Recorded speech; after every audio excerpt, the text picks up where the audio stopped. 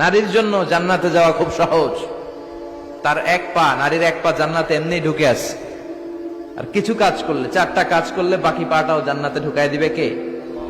বিশ্বনবী বলেছেন 4টা কাজ যদি কোনো নারী ঠিকঠাক মতো এই দুনিয়ার বুকে করতে পারে, আল্লাহ তাআলা 8টা জান্নাতের দরজা ওই নারীর জন্য খুলে দিবে।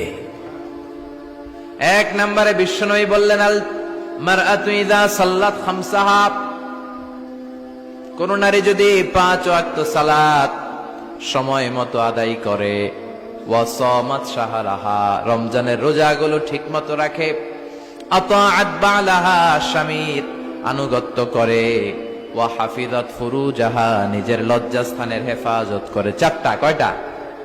5 ওয়াক্ত সালাত, রমাদানের রোজা, স্বামীর আনুগত্য। এখন এটা উঠে গেছে সমাজে। কে কার উপর ডমিনেটিং করবে এই নিয়ে গুতাগুতি আছে না নাই? কে বড় হবে, কে মশারি টাঙ্গাবে রাত্রে, কিলাকিলি আছে না নাই? হাজবেন্ডকে তুই টাঙ্গা, স্ত্রী কয় আমনে টাঙ্গান, আছে না নাই? আনুগত্য নাই, ছোট্ট খাট্ট বিষয় নিয়ে গিলাগিলি। এজন্যই ফ্যামিলির মধ্যে শান্তি নাই। আমার বোনেরা, এই যে মহিলা সমাবেশে আসছেন, যাদের বিয়ে হয়েছে, হাজবেন্ড পেয়েছেন, এই হাজবেন্ড আপনার হীরার টুকরা, এটা আপনার জান্নাত। বিশ্বনবী বলেছেন, আল্লাহ ছাড়া কারো পায়ের সামনে যদি সিজদা দেওয়া জায়েজ হতো, সবগুলো নারীকে বলতাম স্বামীর পায়ে সিজদায় লুটিয়ে পড়ো। আল্লাহ ছাড়া যেহেতু কারোর সামনে সিজদা দেওয়া যায় না, তাই আমি এটা বলি না। যদি জায়েজ হতো, সব নারীকে বলতাম স্বামীর পায়ে লুটিয়ে পড়ো, স্বামী তোমার জান্নাত। 5 ওয়াক্ত সালাত পড়বেন, রমাদানের রোজা রাখবেন, স্বামীর আনুগত্য করবেন, নিজের লজ্জাস্থানের হেফাজত করবেন, নিজের সতীত্ব, নিজের সম্মানের হেফাজত করবেন। এই 4টা কাজ যদি কোনো নারী দুনিয়ার বুকে করতে পারে, তার জন্য 8টা জান্নাতের দরজা খুলে দিবে কে? আল্লাহ। এজন্য বোনেরা, আপনাদের জন্য ইসলাম পালন করা সহজ। আপনারা হচ্ছেন অনেক বড় একটা ইনস্টিটিউশন, কারণ আপনার ছেলে মেয়েদের প্রথম শিক্ষা প্রতিষ্ঠান আপনি নিজেই, তাই না? যারা সিলেটের ছেলে পেরে, এরা সিলেটি ভাষা পারে কেমনে? এর মার কাছ থেকে শিখে। ঢাকায় পোলা পান্ডা ঢাকায় কয় কেমতে? ঢাকার মায়ের কাছে শিখে। নোয়াখালীর ছেলেরা নোয়াখালী হয় কেমনে? ছোটবেলা থেকে মা বলে নোয়াখালী, পানির কয় হানি, পান রে কয় হান, তো ছোট বাচ্চা এটাই শিখে। আমেরিকান ছোট ছোট বাচ্চা ইংরেজি পারে কেমনে? ওর মা থেকে শিখে। তাহলে মা প্রথম শিক্ষা প্রতিষ্ঠান নয়?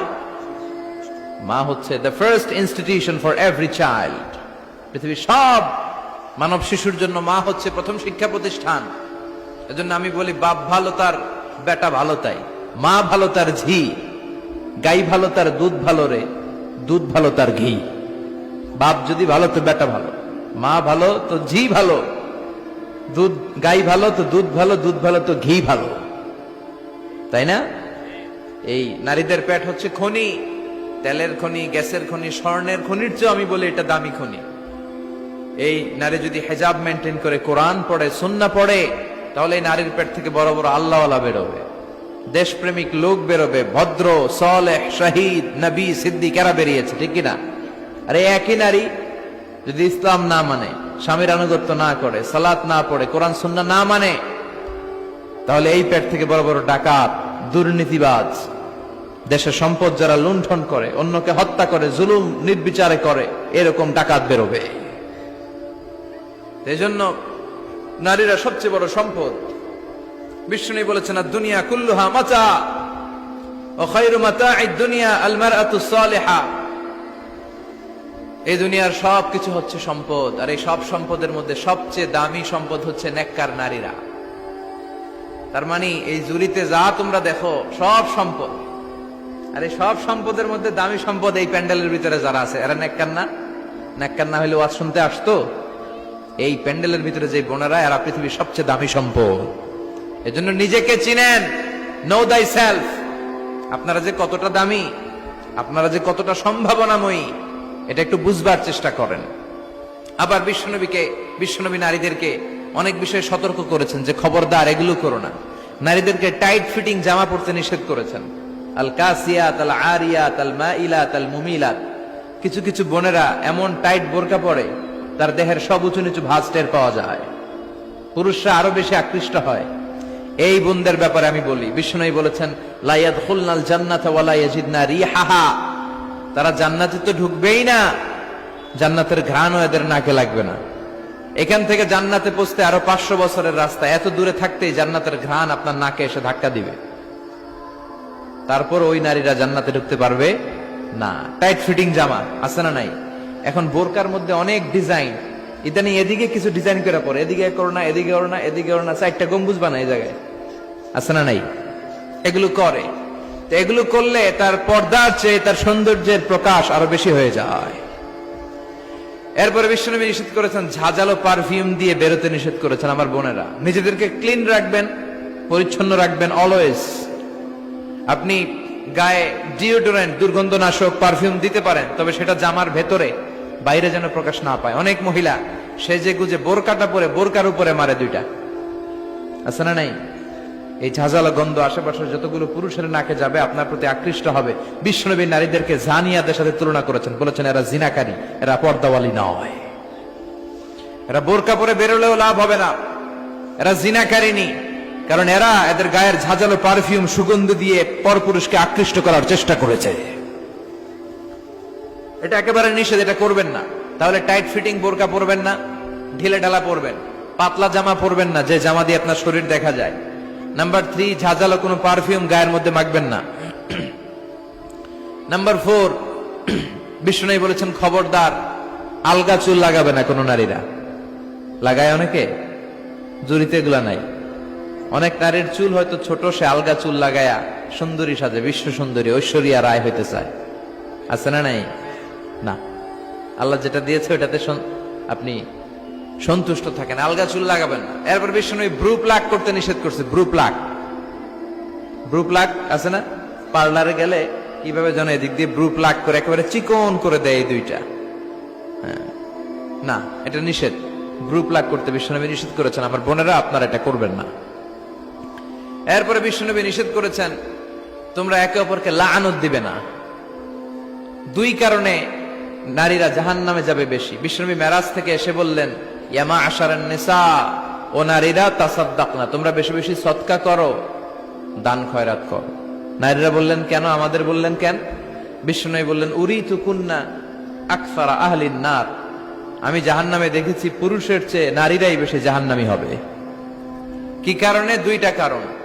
তাকফুরনাল আশিরা, সবাই না, অধিকাংশ নারীরাই স্বামীর অস্বীকৃতি করে। স্বামী যা দেয় এতে সন্তুষ্ট থাকতে চায় না, আছে না নাই? স্বামীর কি চাকরি, কি ব্যবসা, তার উপার্জন কতটুকু, এটাও আপনার দেখার দরকার, আছে না নাই? এখানেই তো আপনার সবরের বিষয়। জান্নাত তেমনি এমনি আসবে না বোন, আপনাকে সবর করতে হবে। স্বামীর নাশুকরি করবেন না। পাশের বাড়ির ভাবিরা তো এত মোটা নেকলেস কিনা দিছে, তুমি দাও না কেন? এদের ঘরে তো দামি সোফা সেট, আমার ঘরে নাই কেন? এদের তো এটা করে, এদের তো এটা দিছে হাজবেন্ড, আমারে দাও না কেন? এই যে নাশুকরি, এটা তাকে জাহান্নামী বানাবে। 2 নাম্বার, তুকসিরনা লা'না, তোমরা একে অপরের উপর লানত দাও। নারীরা রেগে গেলেই একজন আরেকজনের লানত দেয়। হেতুর উপরে আল্লাহর ঠেড়া হইতো, হেতুর উপরে আল্লাহর গজব হইতো, মানে তার উপর আল্লাহর গজব পড়ুক। এভাবে ঝগড়া লাগলে এক মহিলা আরেক মহিলাকে লানত দেয়। জুরির বোনেরা অবশ্য এগুলো দেয়টাই না, মাঝে মাঝে দে। আচ্ছা, তো এগুলো করা যাবে না। স্বামীর নাশুকরি করা যাবে না, এরপর লানত দেয়া যাবে না। এই যে বিশ্বনবী যেগুলো নিষেধ করলেন, এগুলো থেকে যদি আমরা বেঁচে থাকি, আর যে 4টা কাজের কথা বললেন, এগুলো যদি আমরা করি, তাহলে জান্নাতে যাওয়ার পথকে আমাদের জন্য সহজ করে দিবে কে? আমি সব সময় নারীদেরকে 6 জন নারীর জীবনী পড়তে বলি, আপনারাও পড়বেন, বাজার থেকে কিনবেন। আসিয়ার জীবনী, আসিয়া ইমরাতু ফেরাউন, ফেরাউনের বউয়ের নাম হক্কা, নাম খিতা আসিয়া। এই আসিয়ার জীবনীটা প্রত্যেক নারীর জন্য পড়া ফরজ। কিভাবে তিনি ঈমান বাঁচিয়েছেন আপনি দেখবেন। এরপরে মারিয়ামের জীবনী পড়া ফরজ। মারিয়াম আলাইহিস সালাম, কিভাবে তিনি ইবাদতে মশগুল ছিলেন। 2 জন গেল। 3 নাম্বার, বিশ্বনবীর প্রথম স্ত্রী খাদিজা আল কুবরা তাহেরা। পতি ভক্তি কারে বলে, স্বামী ভক্তি কাকে বলে, আপনি দেখতে পাবেন ওনার জীবনীতে। 4 নাম্বারে, বিশ্বনবীর একমাত্র কুমারী স্ত্রী আয়েশা রাদিয়াল্লাহু তাআলা আনহা, কিভাবে জ্ঞানার্জন করতে হয় 2220টা হাদিস তিনি বর্ণনা করেছেন। নারীদের মধ্যে সবচেয়ে বেশি হাদিসের বর্ণনাকারী। ফ্যামিলির হাদিসগুলো বর্ণনার জন্য আল্লাহ তাআলা মা আয়েশাকে বিশ্বনবীর ঘরে টেপ রেকর্ডার হিসেবে পাঠিয়েছিলেন। বিষ্ণুবী যা বলতেন সব মুখস্থ করে নারীদের কাছে ওয়াজ করে ছড়াইয়া দিত। কি নারী ছিল! মা আয়েশার জীবনী পড়তে হবে। সব শেষে বিশ্বনবীর কলিজার টুকরা নয়নের পুটলি ফাতেমাতুল আজ-জাহরা, ফাতেমাতুজ জাহরার জীবনী পড়তে হবে। তার জীবনী থেকে আপনি পাবেন কিভাবে পর্দা করতে হয়। উনি মরার আগে আলীকে বলে গেলেন, আলী, জীবদ্দশায় আমারে কেউ দেখে নাই, নবীর মেয়ে মোটা না চিকন, লম্বা না খাটো। মরার পরেও বেশি মানুষে জানাজায় আসতে বলো না, রাত্রিবেলা অল্প কয়েকজন লোককে নিয়ে জানাজা দিয়ে আমার কবর দিয়ে দিও। কেমন করে আপনি নিজেকে সেভ করবেন, এই শিক্ষা মা সাইয়্যিদাতুনা ফাতেমাতুজ জোহরার জীবনীতে আছে না নাই? তাহলে এই কয়েকজন নারীর জীবনী পড়তে হবে। আর যে চারটা কথা বিষ্ণু বলেছেন এগুলোর উপর আমল করতে হবে। তাহলে আমাদের নারীদেরকেও জান্নাতি বানাবে কে? আল্লাহ। তুমি আমাদের মাদেরকে, বোনদেরকে, আমাদের নারীদেরকে তুমি খাদিজাতুল কুবরার মতো কবুল করো, আয়েশা সিদ্দিকার মতো মহিয়সী নারী হিসেবে কবুল করো, ফাতেমাতুজ জাহরার মতো এরকম পর্দানিশীল নারী হিসেবে কবুল করো। আল্লাহ তাআলা আমাদের সবাইকে কথাগুলো বুঝার ও আমল করার তৌফিক দান করুক। আমরা পড়ি আমিন। আপনারা সবাই ভালো থাকবেন, সুস্থ থাকবেন, সুন্দর থাকবেন।